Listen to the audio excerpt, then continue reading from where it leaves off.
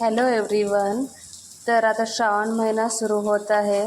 जे लोक नॉनव्हेज खात नाहीत त्यांच्यासाठी देखील ही रेसिपी आहे. आणि श्रावणात खास नॉनव्हेज जे खाणारे आहेत ते श्रावणामध्ये नॉनव्हेज खाऊ शकत नाहीत, तर अशा पद्धतीने ही रेसिपी आपण बनवू शकतो. आज आपण बनवणार आहोत सोयाबीनची भुर्जी.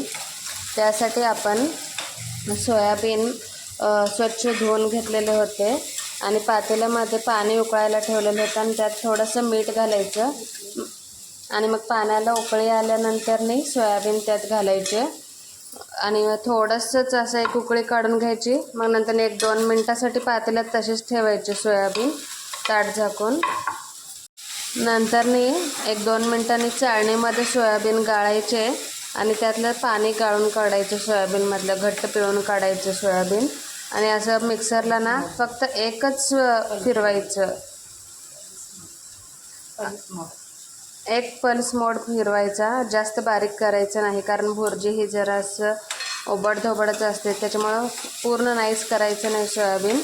आणि कांदे भरपूर घालायचे. मी आता हे एवढ्या सोयाबीनसाठी 3 कांदे घेतलेले होते बारीक चिरून आणि 1 टोमॅटो घेतलं आहे. प्रथम कढईमध्ये तेल गरम करून थोडेसे जिरे टाकायचे आणि कांदे घालायचं, हळद घालायची थोडीशी, टोमॅटो, लाल तिखट थोडंसं आणि काळा तिखट थोडं, मीठ घालायचं आणि मॅगी मसाला आणि किंवा तुम्हाला कोणते मसाले आवडतील ते मसाले घालायचे.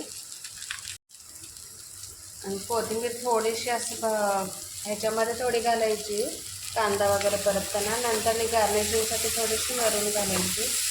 हे आता हे चांगलं मिक्स करून घेऊयात आपण.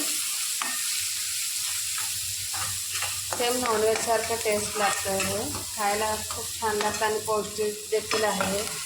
सोयाबीनमध्ये प्रोटीन्स जास्त असतात.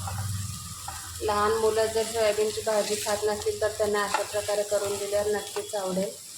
आणि माझ्या स्वाद आणि सफर विथ पूजा या माझ्या यूट्यूब चॅनलला लाईक, शेअर आणि सबस्क्राईब करायला विसरू नका. अशाच नवनवीन रेसिपीसाठी चॅनलला सबस्क्राईब करून ठेवत म्हणजे आणि बेल आयकॉन दाबात, म्हणजे सर्वात प्रथम नोटिफिकेशन आल्यावर तुम्हाला माझे व्हिडिओज पाहता येतील. तर ही रेसिपी नक्की ट्राय करून बघा आणि मला कमेंट करून सांगा कशी झाली ते.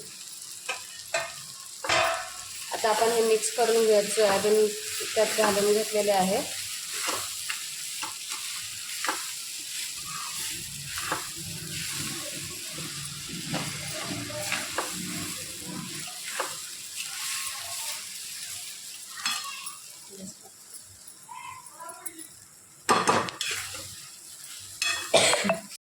हे बघा, आपण असं छान मिक्स करून झालेलं आहे. आता थोडासा लिंबू पिळून घेऊयात आपण आणि वरून थोडीशी आता कोथिंबीर घालून घेऊयात.